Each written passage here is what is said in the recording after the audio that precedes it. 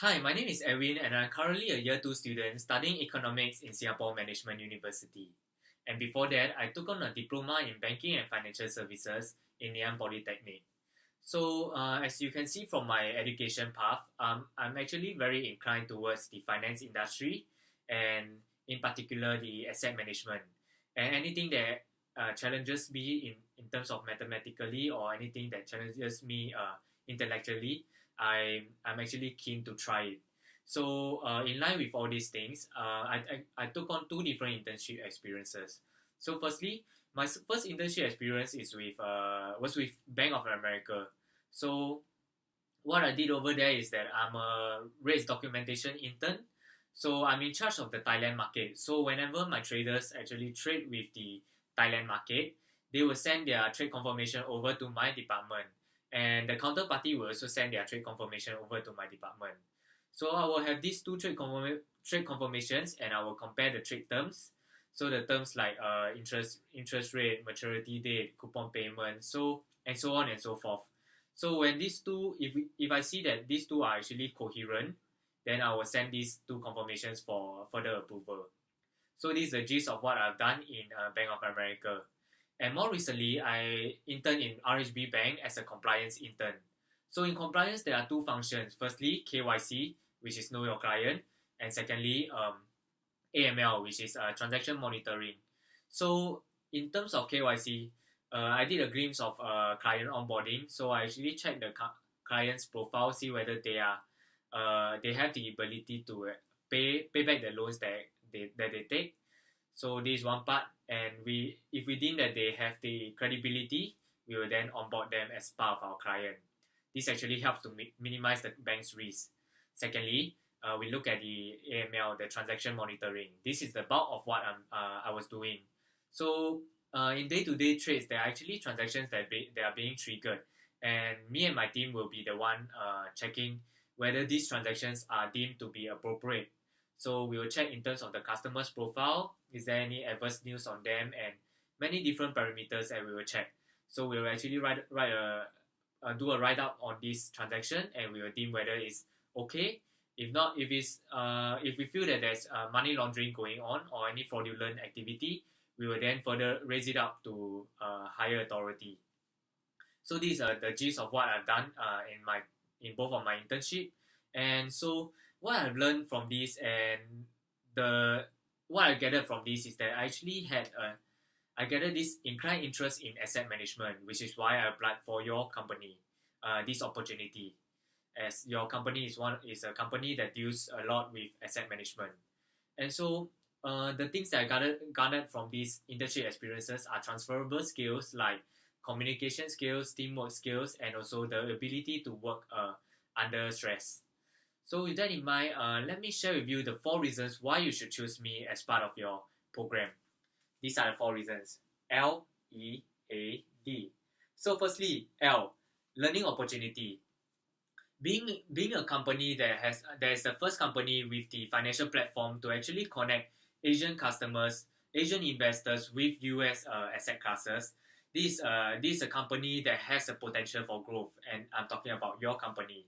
So being a company with the huge potential for growth, I yearn to be part of your organization. Furthermore, this program actually partners with a lot of different company like Tianrong and AMD. So all these companies are all very reputable companies in the field of fintech. Therefore, I believe that it will be a very valuable and good learning opportunity for me if I were to be selected for your team. Secondly, exposure. So being in this company, in this program, it actually gives us exposure to 4 different markets. So this actually allows me to have different exposure to the different markets, the different cultures of the market, the how the transactions are being done in different market.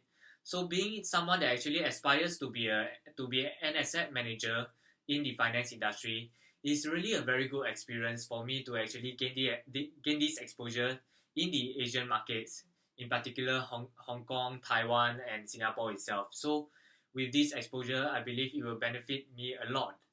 So now we move on to the next 2 points, which is how it will benefit you. So firstly, attitude. So, let me share a story about myself. So, in the past, I didn't do very well for PSLE. So, I went to the normal academic stream, which is not what normal people will go. Normal people will go to express. So, I didn't do very well, and I made my parents very sad. So, that was actually the wake up call for me. So, I decided to work very hard, and I managed to top the N level, and I went on to O level, and I topped my cohort for O level as well. So having a decent O level grade, I went on to Ngee Polytechnic, and I worked hard, continued to work hard, and I managed to get a decent GPA to go to SMU, where I am today. So today, I'm actually a Dean's Lister in SMU.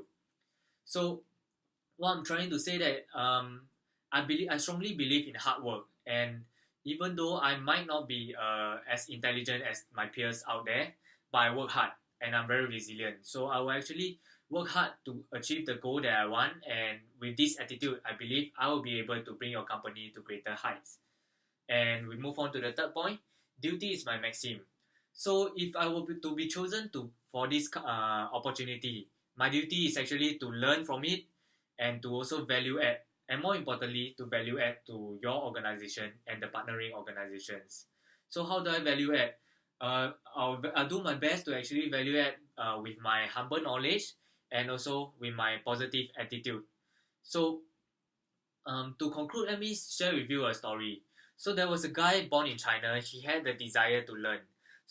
But he didn't have the money. So in order to learn English, he actually offered free English lessons to tourists. So he gave free tour guide in exchange for English lessons. That's how he picked up his English. So he applied for many jobs, but all the jobs rejected him, even KFC.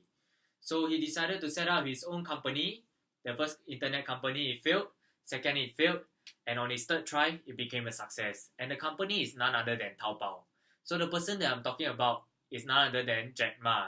So what I'm trying to say that I believe I actually possess the same characteristic and the attributes of Jack Ma, which is the resiliency as well as the hard work. So with these two in mind, I hope that I will be part of this I will be a valuable asset to your team, to your organization, and to this program, so that we can actually progress to greater heights. Thank you.